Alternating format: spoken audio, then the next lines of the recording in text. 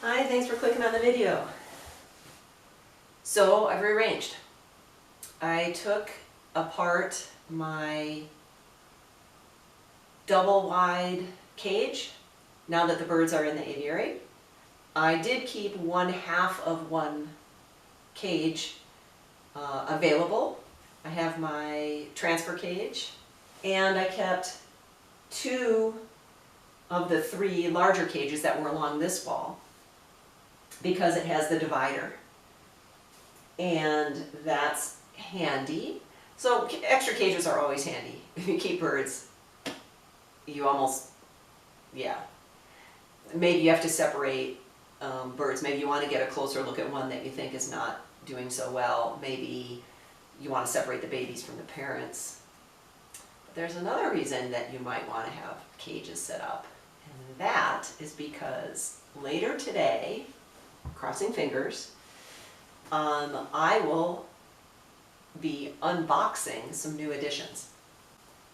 I made arrangements to bring in 2 pairs of a new species that I've been looking for a long time. So I'm going to hopefully go pick them up tonight. So they're going to go in here in quarantine, in their own little quarantine for 4 to 6 weeks or so. And then hopefully they will be able to move into the main aviary without any drama. And I'm super excited, but kind of trying to tamp that down, because until they arrive safely, they're not here safely. And to me, that's always a really nerve-wracking process, even though birds are pretty tough, actually, but they get stressed. And so I'm trying to make this as friendly and easy a transition for them as I possibly can. So more on that later.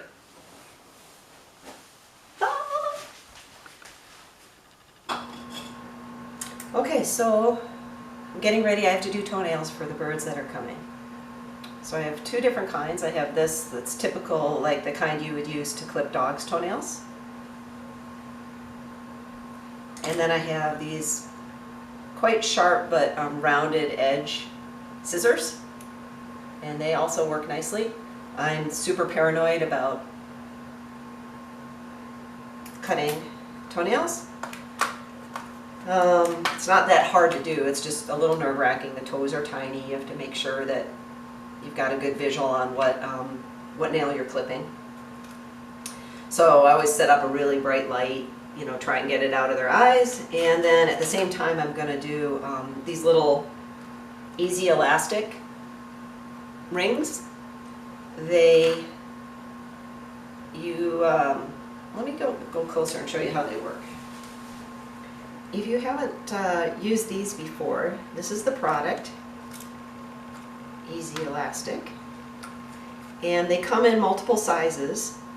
You can check the size that's appropriate for your species of finch on the National Finch and Softbill Society website, and probably other places, but that's where I go to get my information.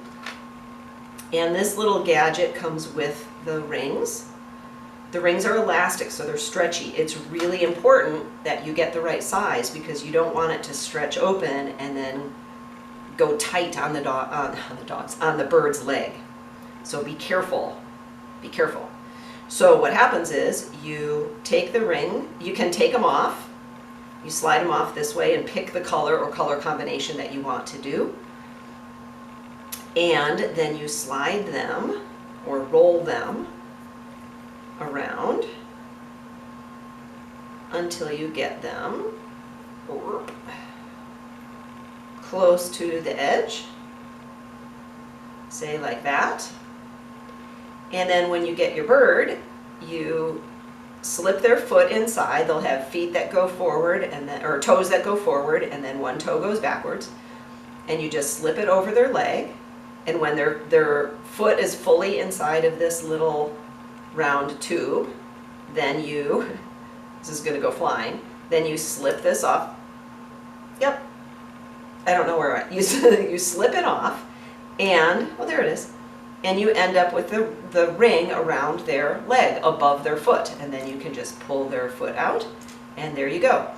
If you want to do 2 rings, 2 colors, don't try to do them at the same time, is my experience.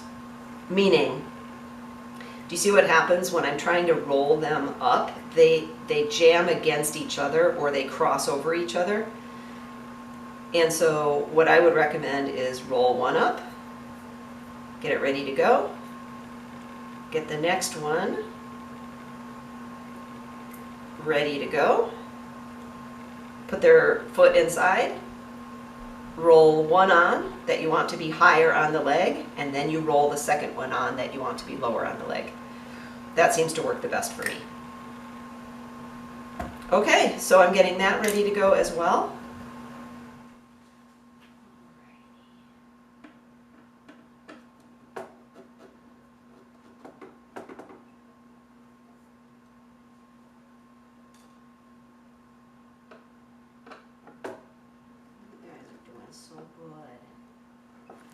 Sorry for not zooming in on this part of the video, but I was anxious to get the birds taken care of and settled for the night.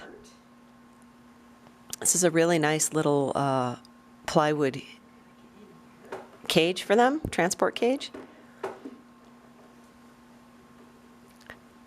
It has a sliding door, not a sliding door, a pivoting door, and the opening is just what you see in the screen. Barely big enough for me to get my hand in and get a nice loose fist around the birds inside, but big enough.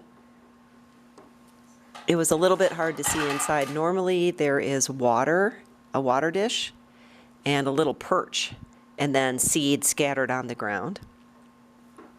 And so it's a little hard for me to see what the configuration is inside the box. That's why I keep looking in to figure out how do I corral the inhabitants, and then how do I get them out without letting anybody else escape. So I need to grab them. I'm right-handed, so I need to grab them with my left hand. Loosely, gently, but firmly. And that way, when I hold them, I can hold their leg in between my thumb and another finger, and that helps me isolate the leg so I can do the trimming and also to put on the little colored bands.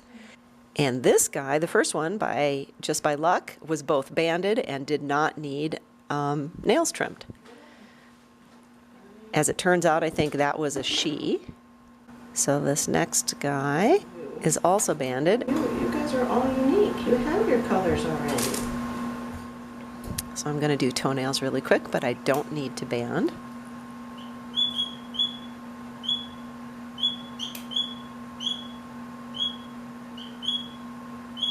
When you're trimming toenails, what you're looking for in the light is the little blood vessel that runs down inside the toenail, and you don't want to clip into that area. And then I check after I clip just to make sure.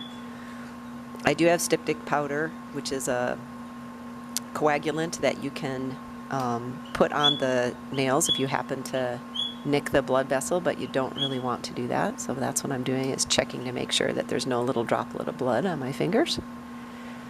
So this is the first one of the males, and I kind of make a boo-boo here. Because the other two were banded, I just kind of assumed that this one was, and it turns out this one was not. So, but that's okay, because I realized that by the fourth bird. So they're all, 3 of them are marked and 1 is not. I know, you're beautiful. Oh, you're a feisty one. Okay. Usually the last one you catch is the most savvy and feisty. And this is the only one that gave me a little bite. It doesn't hurt. It's not dangerous, but it does indicate that he was kind of fed up with the whole process. And I understand that for sure. I haven't mentioned what kind of birds these are, but I'm going to play their song and see if anybody recognizes before I identify them.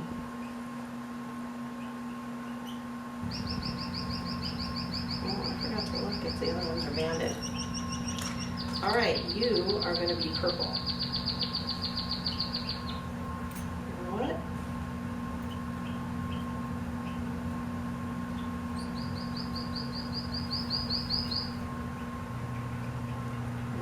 Toes forward.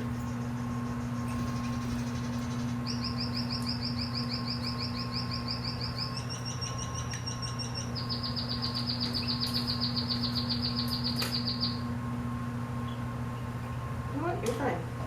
Okay, hang on.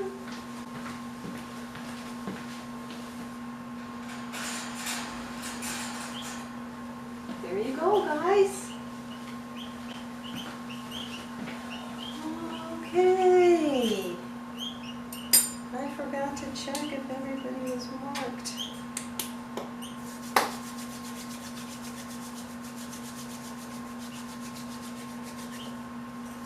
Okay.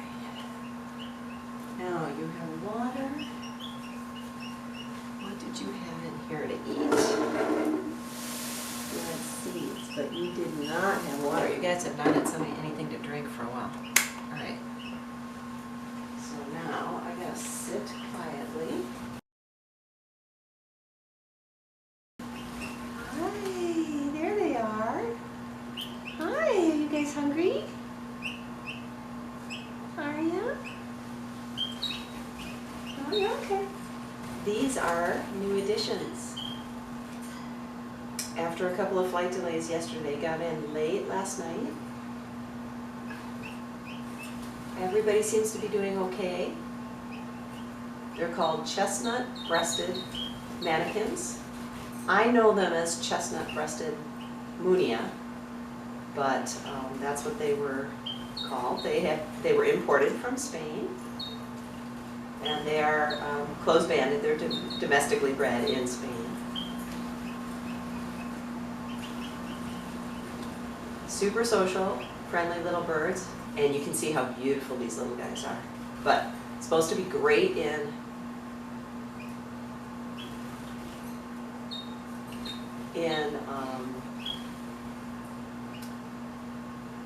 I'm so distracted. It's pretty early in the morning, but I wanted to check on them, obviously. They're supposed to be great in a mixed aviary, so.